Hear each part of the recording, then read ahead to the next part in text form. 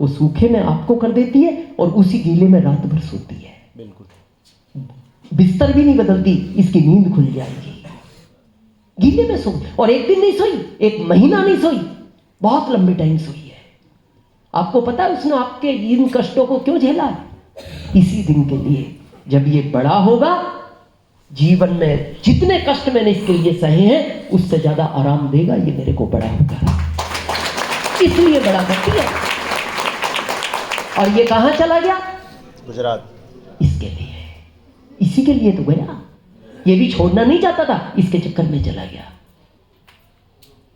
मां एक ऐसी चीज होती है, याद रखना, जिसका कर्ज आप कभी उतार नहीं सकते, और वो कभी अपने दिल की बात नहीं कहेगी। वो आपको पता है, आपके जाने के बाद रोज रोती है अपने पति से बात करके, छोड़कर चला गया, इसलिए बड़ा किया था। मैं बीमार रहती हूं और वो चला गया अपनी बहू को लेकर। मैं हमेशा लोगों से एक ही बात बोलता हूं, आरसीएम को स्टेज के लिए मत करना, आरसीएम को पिन के लिए मत करना, आरसीएम को सम्मान के लिए मत करना, पर आरसीएम को इसलिए जरूर करना कि बुढ़ापे में आप अपने माता पिता के साथ रहो। यस। आपको माता पिता को ना छोड़ना पड़े। अगर माता पिता को छोड़ दिया, समझ लो फिर आपके पास कुछ नहीं बचा। इसलिए तो करो। बहुत लोग मेरे से कई बार, मैं आखिरी बात खत्म कर रहा हूं, मैं आरसीएम को, बहुत लोग कहते हैं ये बिजनेस है, मैं इसको बिजनेस नहीं मानता। मैं अगर अपनी भावना बताऊं, 21 साल पहले किसी ने मेरे घर में एक दीपक जलाया था। अमन जी के यहां जलाया होगा, रंजीत जी के यहां जलाया होगा, अखिलेश जी के यहां जलाया होगा, बबलू जी के यहां जलाया होगा, या और जितने हमारे सीनियर हैं, किसी ने जलाया था। और उसने कहा मैं तुम्हारे साथ मिलकर और भी दीपक जलवाऊंगा। अब मैं आपसे एक बात पूछता हूं, यहां एक लाइट जल रही है, इससे अगर इस लाइट को कनेक्शन दे दिया जाए, इस लाइट को कोई फर्क पड़ेगा? रोशनी बढ़ गई क्योंकि इसने दूसरी को भी जला दिया, ये तीसरी जला दे और बढ़ जाएगी।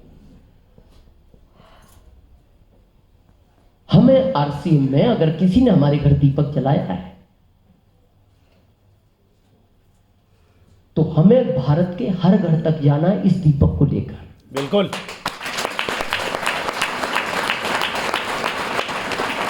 जिसकी इच्छा हो जलवाएगा, नहीं हो तो उनको कहना जब इच्छा हो बताना, और ये सोच के आ जाना शायद इसके पिछले कुछ पुण्य कमजोर है, इसलिए इसने मना कर दिया। जिस दिन वो पुण्य कंप्लीट हो जाएंगे, देखना वो आगे रह के फोन करेगा, मैं आरसीएम करना चाहता हूं। बस ये दीपक हम कर क्या रहे हैं? हम पूरे भारत में घूम रहे हैं इसी अलग को लेकर। अब मान लो आपने अपने जीते जी 1,00,000 दीपक इस भारत में जला दिए, और भगवान न करे किसी आंधी और तूफान के कारण आपका दीपक बुझ गया, और ये बुझेगा। जिस दीपक को वो जलाता है, इस दीपक को वो एक दिन बुझा भी देता है, और ये बुझेगा, सबका बुझा है। 50 में बुझे, 60 में बुझे, 70 में बुझे, 80 में बुझे, 85 में, किसी को नहीं पता, ये बुझेगा।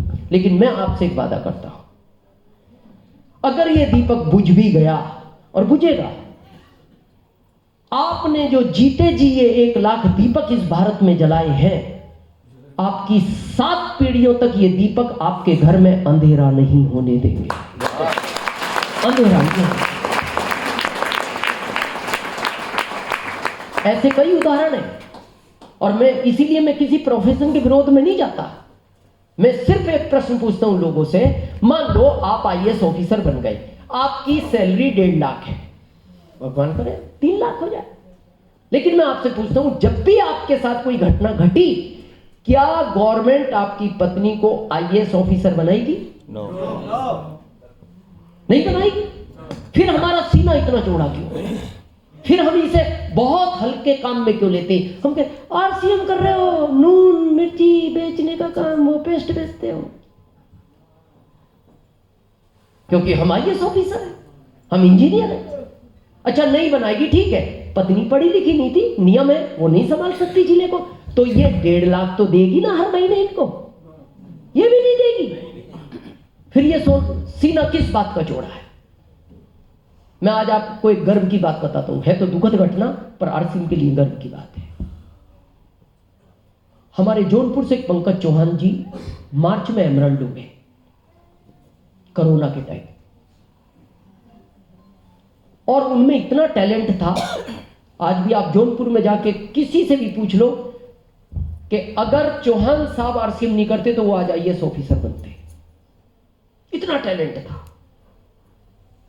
हर चीज का बारीक नॉलेज था उनको। आप किसी भी चीज में उनसे पूछो, वो 1 सेकंड में जवाब देते थे। आप आयुर्वेद का पूछो, एलोपैथिक साइंस का पूछ लो, भूगोल का पूछ लो, दुनिया का पूछ लो, किस देश में क्या समस्या है, किस देश की क्या जीडीपी है, 1 सेकंड लगता था उनको उत्तर देने में। इतना टैलेंट व्यक्ति मैंने आज तक देखा नहीं, मैं मिला नहीं पर्सनली किसी से।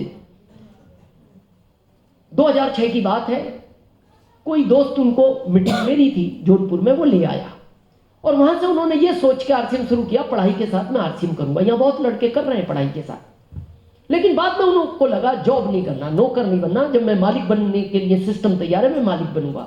वो आ गए, एमरल्ड हो गए, 1,63,000 का चेक बना। लेकिन उनको हेल्थ की प्रॉब्लम बचपन से थी, ये मेरे को बाद में पता लगा। और अप्रैल में उनका ऑक्सीजन लेवल कम हुआ और वो डेथ कर गए। 9 साल का बच्चा, बेटा 9 साल का है, एक बेटी 7 साल की, एक बेटी 4 साल की। माता पिता बूढ़े हैं, भाई उनके गवर्नमेंट टीचर हैं छोटे। आप बिलीव नहीं करोगे, ये मैं बहुत रियल घटना आपको बता रहा हूं। मैं अपनी जिंदगी में कभी इतना परेशान नहीं हुआ जितना मैं चौहान साहब को लेकर हुआ। 2-3